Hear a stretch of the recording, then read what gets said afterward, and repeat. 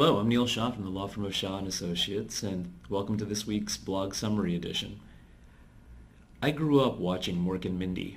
In fact, my family consistently would just randomly shout out Nanu Nanu.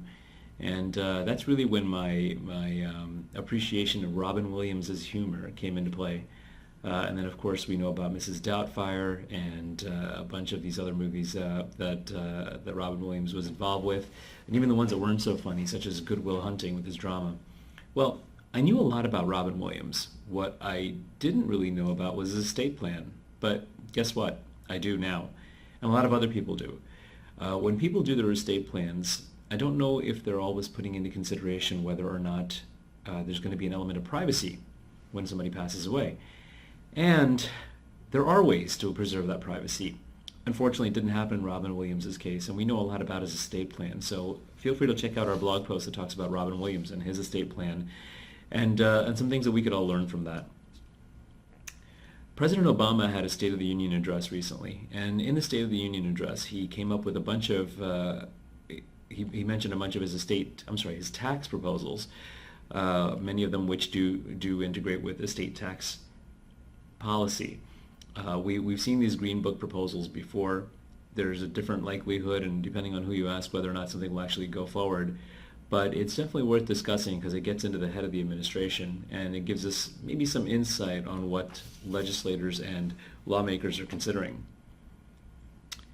Often when people are preparing their estate plan, they have that one person who they think they're going to name as trustee. They know who they're going to name as the person in charge of the assets, in charge of the money, in charge of the beneficiaries' distributions. But do they give any thought to what's going to happen when that one person is no longer around? What about their second in line or their successor trustee?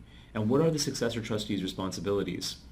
Well, this week we had a blog post that specifically referred to the successor trustee's responsibilities and exactly what that entails. When somebody's got to go into a nursing home, I often say that the government puts people into three categories. Those who are wealthy, government says pay for it yourself. Those who are below a certain line, government says we'll pay for you. We've got Medicaid to pay for you. And those who are middle class, who got enough money to pay for it themselves, the government says, well, use up everything you have until you're poor. And when you can't pay for it anymore, we'll pick up the tab then using Medicaid. And for that reason, people will go engage into these spend down strategies.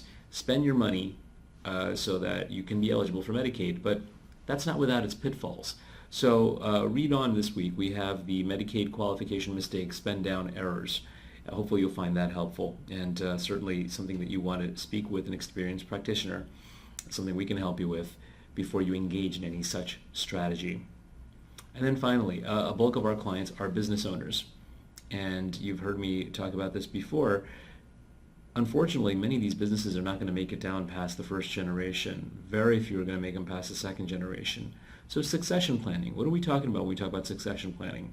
What happens to the business if something were to happen to the owner, whether it's a disability, whether it's a divorce, a bankruptcy, or a death?